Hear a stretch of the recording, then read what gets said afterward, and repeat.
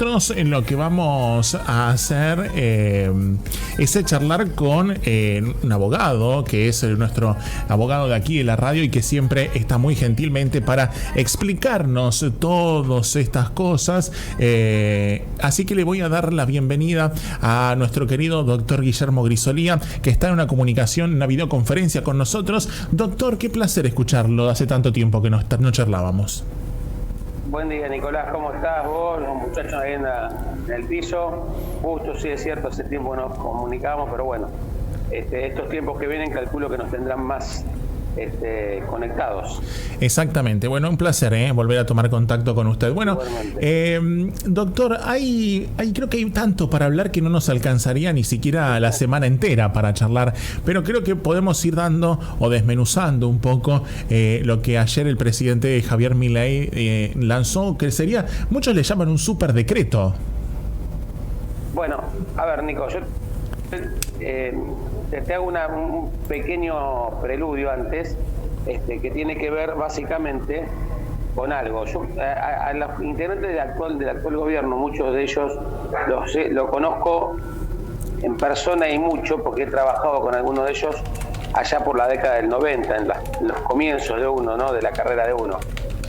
Sobre todo el doctor Rodolfo Barra, el actual procurador del Tesoro de la Nación, o sea, el jefe de los abogados del Estado, que es un hombre muy competente y que, calculo yo, se debe estar agarrando la cabeza del dolor que le ha quedado de cómo explicar esto que ha sucedido anoche, ¿no es cierto? Porque es que en definitiva tiene que controlar la legalidad y la legitimidad de la medida que tomó el presidente Milei. Vamos a ver, Milei en esta cuestión de darle apuro a las cosas, hacer el shock, comete algunos tropiezos. A ver, él toma medidas que no son de su competencia propiamente, sino que la Constitución de 1994 incorporó como los conocidos decretos de necesidad y urgencia. Para que un decreto sea de necesidad y urgencia, te tienen que dar las dos condiciones que dice la expresión, la necesidad y la urgencia, que ninguna de las dos se presta en este caso. ¿Por qué? Porque primero que para que haya necesidad no tiene que estar el Congreso constituido, por ejemplo. En este caso el Congreso está constituido, está trabajando. Uh-huh. Y la urgencia implica que, aun cuando esté constituido el Congreso, la resolución que se tenga que tomar no se pueda tomar sino en plazos más cortos a los ya establecidos en la Cámara Legislativa. Es decir, ninguna de las dos cosas se da. ¿Qué quiero decir con esto? Que en principio este decreto de necesidad de urgencia tiene un viso de ilegalidad o de inconstitucionalidad, que es el primer paso que va a tener que analizar el Congreso cuando vaya el decreto para su revisión. Uh-huh. El segundo punto es la materia. La materia, ¿qué contiene este decreto? Bueno, hay cuestiones que son materia de decreto. Tranquilamente el presidente puede modificar una norma que esté regulada, y como todos sabemos hay una pirámide jurídica que dice de un decreto, de luego otro decreto, y así como una ley, de luego otra ley. Pero hay materias que son competencias específicas del Congreso. Y amplió materia tributaria, materia penal, materia de códigos. Y en eso el presidente, en este decreto de necesidad de urgencia, ha incorporado temas que no son de su facultad, ni siquiera con decreto de necesidad de urgencia. O sea, necesita sí o sí que las trate el Congreso, porque así lo establece la Constitución Nacional en el artículo 99, inciso 3. Claro. De manera tal que también es ilegal. Y cuando me refiero a estas temáticas son, por ejemplo, la reforma laboral, ¿no es cierto? Todo lo que es la modificación del Código Aduanero, todo lo que implica las cuestiones establecidas con la ley de abastecimiento, la vieja ley de abastecimiento, que no deja de ser una cuestión punitiva. Ahora bien, hay un tiempo político y hay un tiempo real. El presidente de la República tiene la llave, tiene el mecanismo, que es la convocatoria a sesiones extraordinarias para tratar todo este tema. Y es evidente que lo que ha hecho ha querido evadir el paso por el Congreso, prima facie, porque no tiene los números. Imagínate, Nicolás, que todavía no se han constituido las comisiones en el Congreso. Recién, el otro día, eligieron al presidente provisional del Senado, pero las comisiones concretamente, y en específico la bicameral que trata los DNU, todavía no está constituida. Y también lo hace con cierto dejo de estar bien asesorado en lo político, por eso lo mencioné al doctor Rodolfo Barra, porque desde en los tiempos de Néstor Kirchner, la ley que establece la regulación de los DNU, que era, creo que era 26.771, fija que para que el mismo sea convalidado por el Congreso, tiene que tener el voto afirmativo de ambas cámaras. ¿Me explico? Claro. Quiere decir esto, que si hay una cámara que no lo aprueba, el decreto queda vigente, como tal. Y te digo más, de hecho, la ley dice que desde el mismo momento de su publicación entra en vigencia, obviamente sometido al referéndum de la aprobación del Congreso. Luego, si el Congreso hay una cámara que no lo aprueba, queda vigente como ley ese DNU. Dicho esto, este tema va a terminar, como todo y como varias veces lo hemos dicho en este programa, va a terminar sometido a la cuestión judicial. Y en esto ya la Corte ha adelantado criterio, no en este caso solamente, sino en otros casos de DNU, pero en este específicamente el doctor Rosati hace 24 horas dijo, ojo, porque la forma en que está redactado y propuesto este decreto tiene graves vicios de inconstitucionalidad, y como reza la misma Constitución, es nulo de nulidad absoluta. Claro. De manera tal que lo que yo creo que ha hecho el presidente es tirar esto a los 10 días de haber asumido, ver la reacción y después negociar a ver qué pasa, porque él mismo lo dijo, en pocos días voy a convocar a asamblea extraordinaria. No lo sabemos si lo va a terminar haciendo o no lo va a terminar haciendo. Si va a convocar a extraordinario o no lo va a hacer. Todo aparentaría que en su lógica lo va a hacer.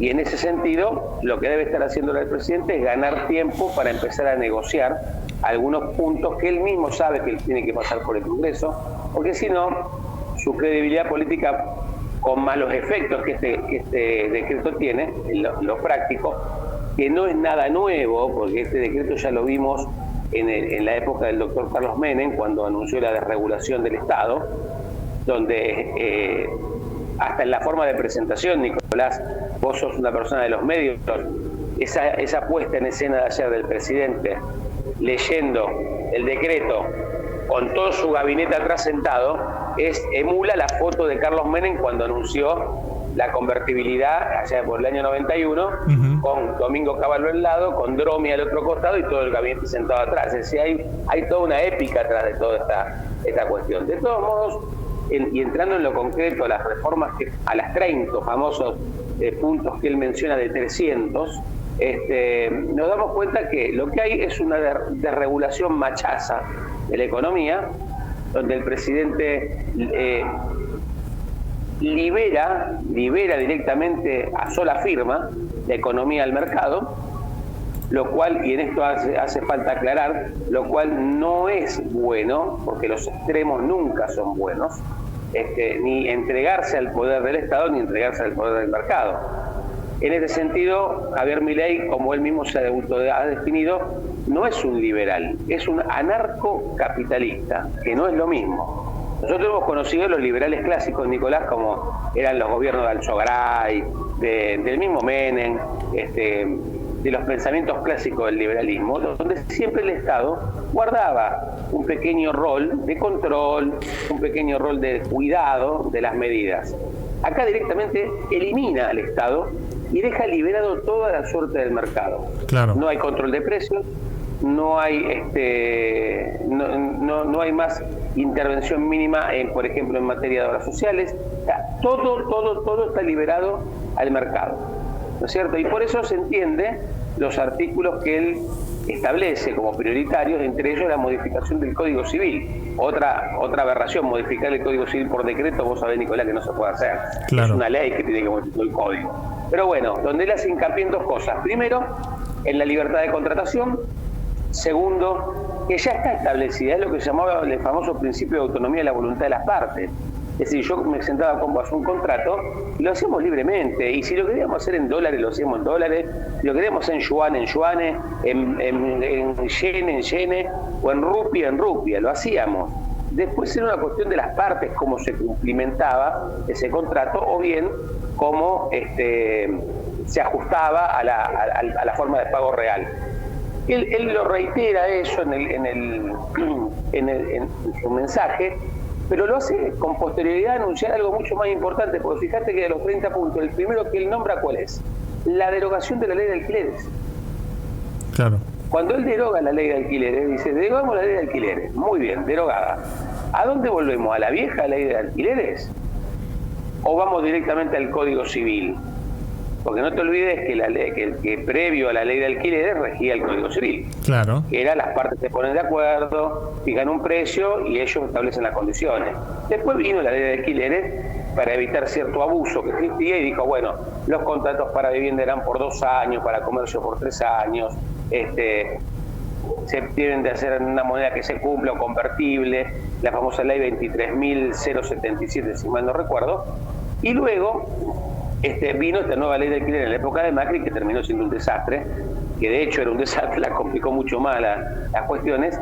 Entonces, hay toda una serie de estos 30 puntos donde vos tenés que hacer un doble clic para ver la letra chica. Así como está planteado, esto va a traer una afectación muy grande a la que ya tenía el bolsillo del ciudadano, y yo auguro, Dios no lo quiera, y las fuerzas del cielo, como es la frase de moda ahora, que esto termine en un conflicto social de magnitud.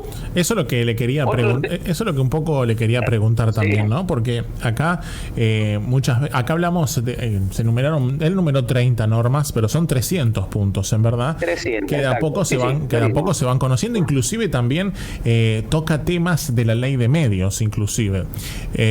Bueno, hay de todo, pero lo que yo le quería preguntar, digo, a ver, para que la señora que está en casa escuchando, nos está escuchando, lo está escuchando atentamente a usted, ¿esto va a tener un impacto en la economía y en el bolsillo de cada uno? Totalmente. A ver, Nicolás, imagínate esta situación. A las 48 horas de haber asumido como presidente de la República, vos ibas a un supermercado y un producto que lo pagabas 1.500 pesos estaba a 3.800, para poner un ejemplo. Y estoy hablando no de una botella de champán, estoy hablando de un desodorante, de un jabón, para lavar la ropa. Es decir, un kilo de asado te pasó a costar el más común, 8.000 pesos, 8.500 pesos, 3.500, 4.000 pesos. Entonces, la liberación del mercado y la liberación de precios va a hacer que la señora ahora, cuando vaya al supermercado, no tenga precios de referencia, no haya un control sobre lo mismo, y como el empresario tiene que salir a competir, según dijo el presidente, porque la regla del mercado es que vos compitas y cuando competís tenés que bajar el precio, esa es la lógica que tiene el presidente, se va a encontrar con una realidad, que en la Argentina nunca nada baja y que todos van a poner el precio que tengan que poner, porque es el sálvese quien pueda. Sumado a ello, que dentro de estas 30 primeros puntos de los 300 medidas que tomó el presidente, en ninguna habla del ajuste salarial. Es decir, si yo voy a liberar todo, tengo que tomar medidas complementarias para que tu salario por lo menos te alcance, o te cierre en cero el mes. ¿Explico? Sí, sí. Al contrario, él ata el salario a usar un presupuesto 2023 congelado. Él habla de algunas medidas que denomina de apoyo a los caídos, usa ese término bélico, ¿no es cierto?, a los caídos de las medidas, donde él habla de un 50% más las aguache y donde habla de mantener el plan potenciar, pero a valores de agosto y con una inflación corriendo por el,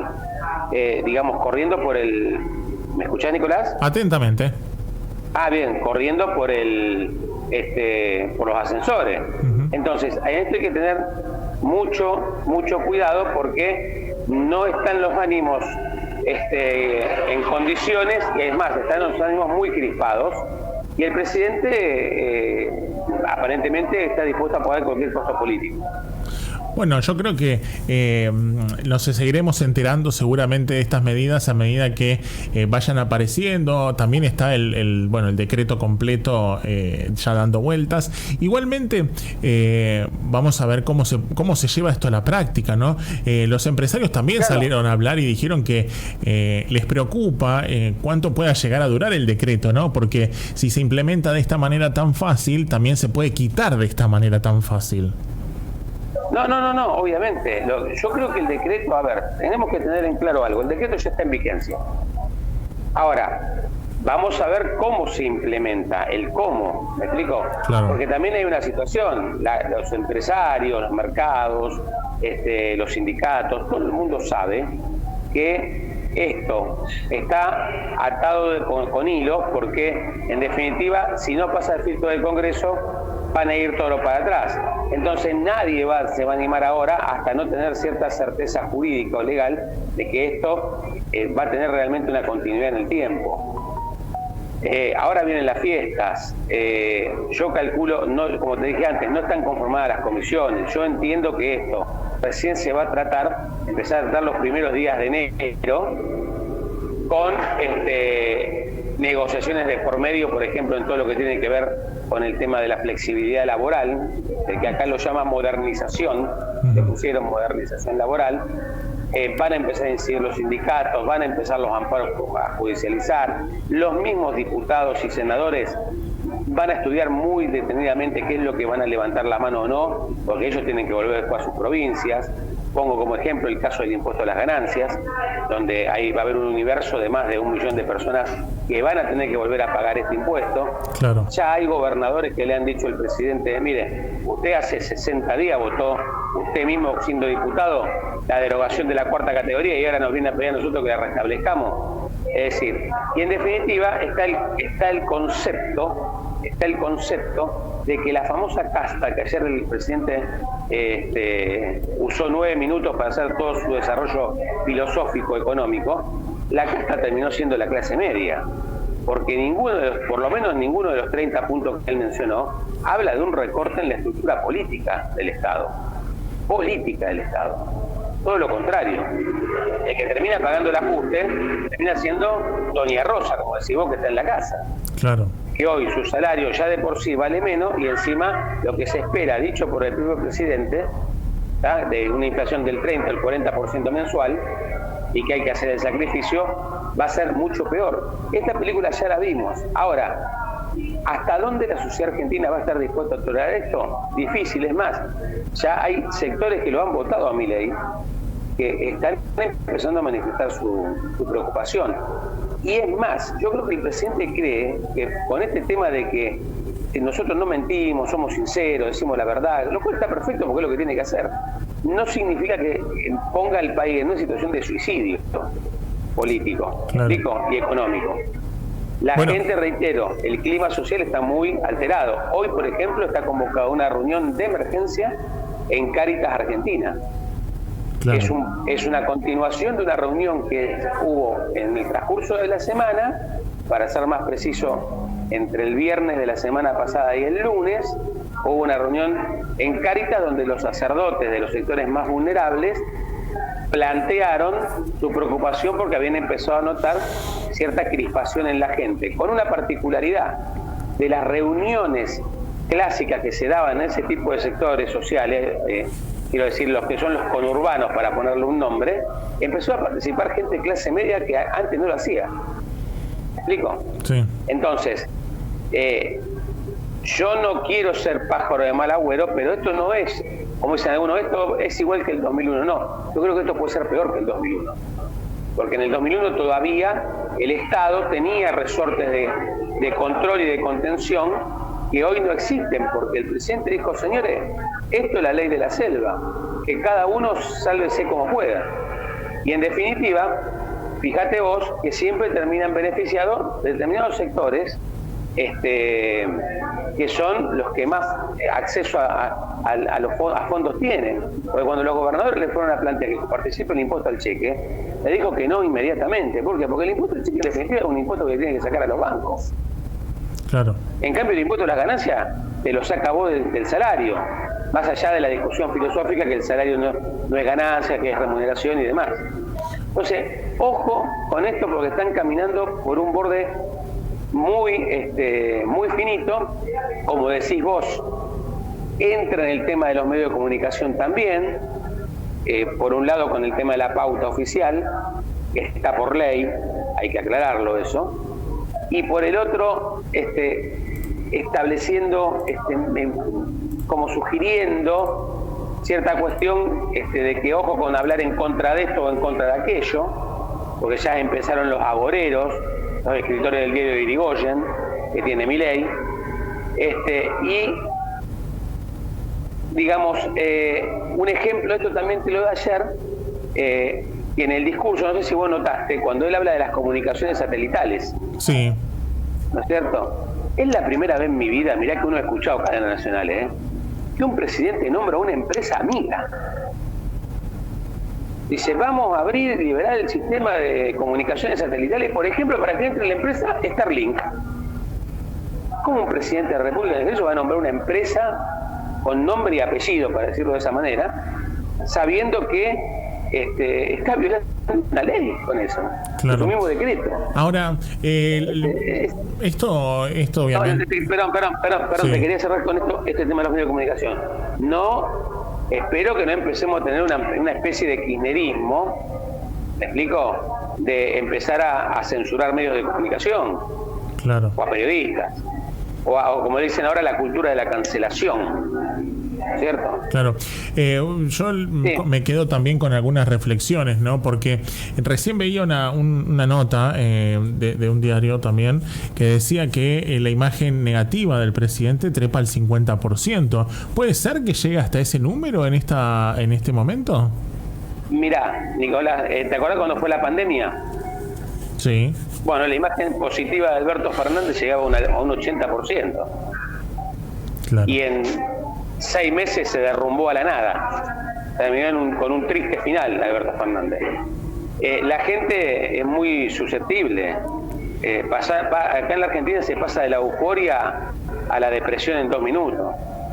Y tenemos un presidente eufórico, porque vos ayer lo veías, eufórico, en que en cuantito tenga 50, 60 mil personas en una calle con una cacerola en la mano, vamos a ver cuántos días va a durar durmiendo en la cama de Olivos, si se levanta o no se levanta.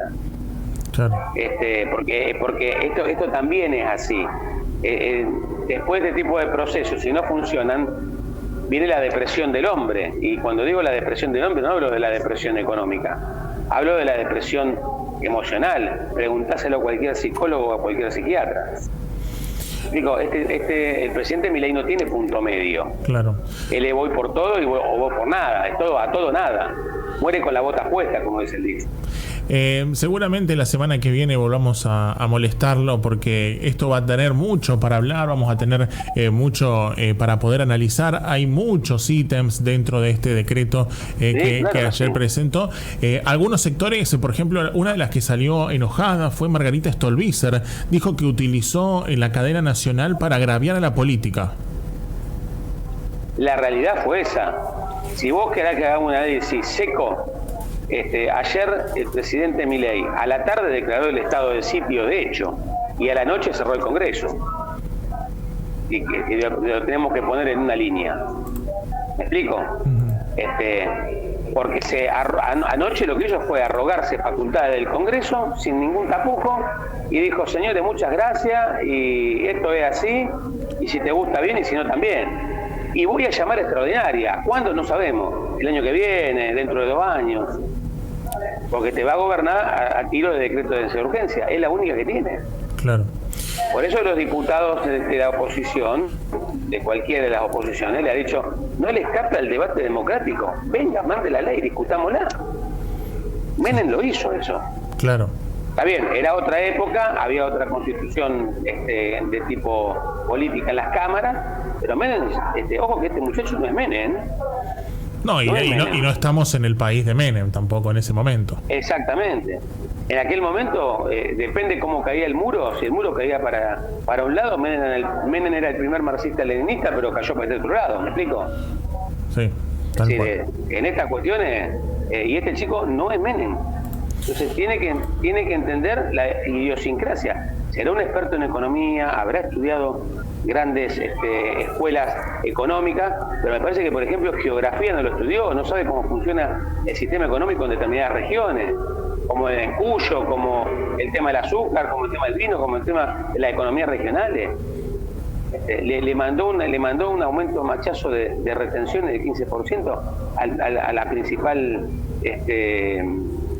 al principal bien que se exporta, que es la soja. Por eso te digo, ¿no? Y tiene como ministro de Economía y como principal asesor a dos muchachos que se dedican a la timba financiera, literalmente. Claro. Como Caputo y Sturzenegger, que ya lo vivimos los dos. Sí. Entonces, por más que me vengan a decir, no, en realidad ellos están ahora provisoriamente, porque después, sí, pero ayer la foto estaba uno sentado en la silla, que Sturzenegger, que no tiene cargo, parado al lado del presidente. Claro. Doctor, agradezco con este análisis que hemos hecho. Vamos a ver cómo sigue esto, cómo avanza, y seguramente la semana próxima volveremos a tomar contacto, disponibilidad mediante de usted. Cuando quiera, Nicolás, a tu disposición. Va a ser un verano largo. Exactamente, y vamos a estar aquí seguramente. Así que bueno. Bueno, Nico. Un abrazo enorme. Muchas gracias por la comunicación. Y feliz Navidad si no lo veo. Adiós. Adiós. Igualmente. Bueno, adiós. Gracias, hasta luego. Allí pasa charlando con nosotros el doctor Guillermo Grisolía. Bueno, como te decíamos, haciendo referencia a esto, ¿no? A lo que tiene que ver con el decreto de necesidad y urgencia que ayer emitió el presidente Javier Milei. Y bueno, obviamente los análisis que se desprenden, ¿no? Enumeró 30 de los 300 ítems que están allí dentro de ese decreto. Regula en todas las materias. Toca decretos de necesidad y urgencia emitidos anteriores por otros poderes ejecutivos. Toca leyes que están vigentes a la actualidad. Y bueno, también qué sucederá, ¿no? Si será enviado así, tal como está el decreto, para que sea refrendado por las cámaras, o si seguirá funcionando de esta manera por decreto. Y veremos también si en algún momento sindicatos, agrupaciones o civiles, quienes fueran, terminan yendo a la justicia, que es lo que termina sucediendo con diferentes medidas que ha tomado el presidente Javier Milei de esta manera, por decreto ayer. Un decreto de más de 300 puntos con cambios en decretos y en leyes. 6 minutos de las 11 de la mañana.